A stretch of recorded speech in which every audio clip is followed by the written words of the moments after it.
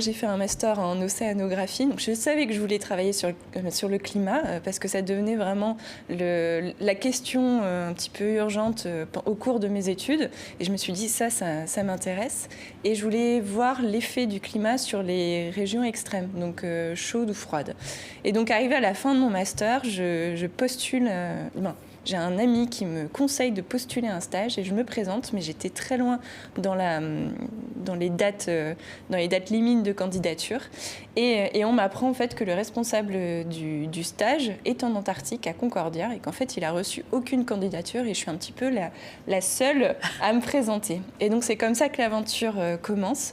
Et donc, je commence par un stage et comme on a vu que ça se passait bien, ensuite, j'ai continué en thèse et cette thèse m'a emmenée sur le terrain en Antarctique.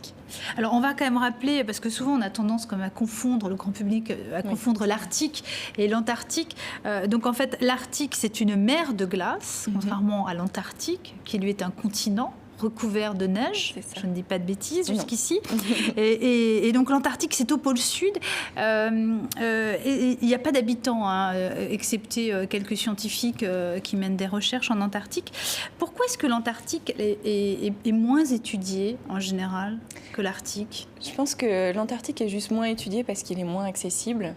Vous l'avez dit tout à l'heure, aucun peuple ne s'est installé là-bas jusqu'au premier explorateur finalement. Et c'est aussi parce que voilà, c'est un continent qui est entouré d'un océan avec une énorme circulation. On parle des 40e rugissants, 50e hurlants.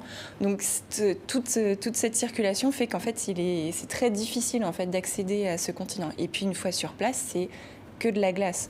Donc même pour des scientifiques, même avec l'aide technique qu'on a aujourd'hui, ça reste quand même un défi d'y aller. Et donc forcément, on connaît moins l'Antarctique que l'Arctique, puisqu'il y a moins d'accessibilité.